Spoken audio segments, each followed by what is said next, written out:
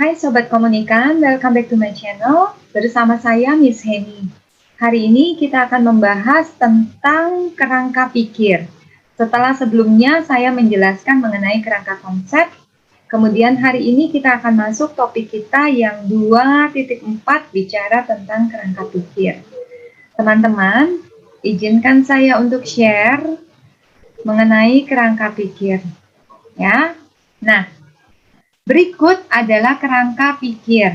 Jadi, ketika kita bicara tentang kerangka berpikir itu, kita harus memasukkan di sini adalah contoh dari kerangka berpikir. Jadi, kita masukkan dulu tradisi. Tradisi apa yang kita pakai dalam penelitian kita.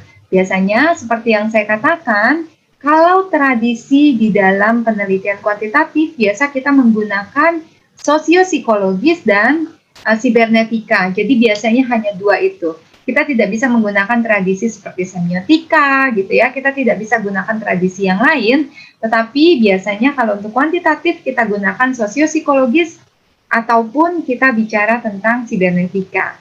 Setelah kita masukkan tradisi ini, kita akan turun lagi ke teori yang kita pakai. Apakah kita menggunakan teori apa untuk menggambarkan penelitian kita? Misalnya di sini contohnya adalah teori ekologi media. Jadi teori yang digunakan adalah teori ini. Kemudian setelah itu harus ada panah turun ya. Jadi dari tradisi turun ke teori apa yang kita pakai. Kemudian turun lagi ke variabel dalam atau model dalam penelitian kita.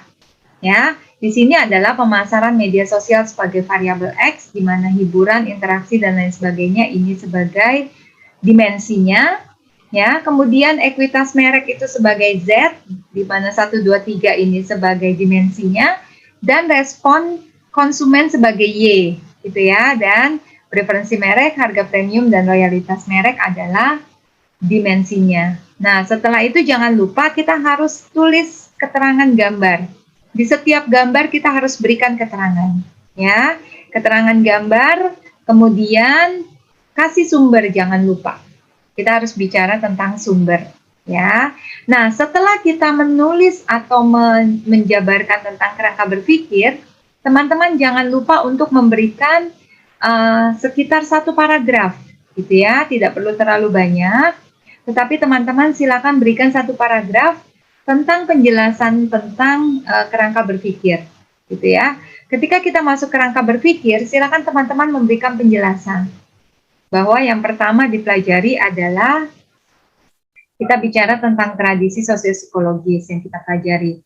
Kemudian bagaimana tradisi itu menjabarkan tentang teori ekologi media. Seperti apa teori ekologi media? Singkat saja, tidak perlu terlalu panjang. Kemudian kita akan jabarkan sedikit hubungan dari gambar dari kerangka berpikir seperti ini. Gitu ya. Singkat saja, teman-teman silakan dijelaskan, misalnya contoh gini, peneliti berusaha untuk membatasi variabel independen dan terikat dalam penelitian ini. Ya, jadi ada variabel X-nya, independennya apa, responden konsumen Y, dan kemudian sebagai variabel terikat, ya. Sedangkan ekuitas merek sebagai variabel Z. Teori yang digunakan adalah teori ekologi media, gitu ya, dan lain sebagainya. Jadi jelasin sedikit aja tentang teori ekologi media merupakan bla bla bla bla bla bla. Sedikit saja, tidak perlu terlalu panjang, hanya untuk menjelaskan apa yang menjadi pola pikir ya, kerangka berpikir dari model yang akan kita bangun ini. Nah, mudah bukan?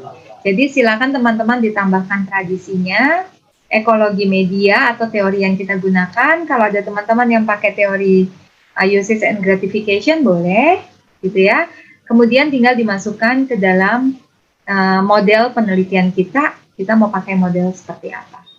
Ya, itu adalah mengenai kerangka pikir. Jadi silakan teman-teman aplikasikan dalam penelitian kalian. Nah, mengenai konsep variabel, operasional konsep dan variabel, sekalian saya jelaskan di sini ya teman-teman, supaya lebih gampang. Jadi kalian bisa cuma jabarkan sedikit gitu ya, kemudian dijabarkan apa yang menjadi variabelnya ya. Variabel X itu seperti apa, variabel Y itu seperti apa, variabel Z itu seperti apa. Nah, teman-teman bisa masuk seperti ini. Ini adalah variabelnya, gitu ya. Operasionalisasi konsep dan variabel. Boleh tabelnya seperti ini, teman-teman. Jadi biar gampang saja. Variabel ini adalah variabel X, gitu ya. Jangan lupa dikasih sumbernya. Kemudian ini adalah dimensinya. Kalau memang ada dimensi, ya teman-teman, ini adalah dimensinya. Kemudian dalam setiap dimensi ini ada indikator. Nah, indikatornya ini, gitu ya. Ini adalah indikator dari setiap dimensi. Nanti indikator ini yang akan kita gunakan untuk menyebarkan kuesioner. Jangan lupa skalanya kita pakai skala Likert 1 sampai 5. Gitu ya. Nah, ini adalah contoh dari operasionalisasi konsep dan variabel. Jangan lupa kalau tabel ini teman-teman harus di atas dari tabelnya. Judul tabel harus di atas tabelnya. Ya. Sedangkan kalau gambar, letakkan judul gambar dan nama gambarnya di bawah gambar. Ya, di bawah gambarnya. Jadi karena ini adalah gambar, nah teman-teman tulisnya di bawah gambarnya. Sedangkan kalau tabel harus di atas tabelnya. Gitu, paham ya? Jadi untuk tabel operasional konsep dan variabel isinya seperti ini saja, dibuat sederhana saja. Ini adalah variabel, ini adalah dimensinya, kemudian ini indikatornya, dan ini adalah skalanya. Gitu ya. Kalau teman-teman mau kasih definisi, boleh, silakan. Bebas saja, mau bentuknya seperti ini ataupun bentuk yang lain. Gitu. Yang penting ini adalah menjelaskan mengenai indikator, dimensi, dan variabel. Ya. Berikut adalah operasionalisasi konsep dan variabel.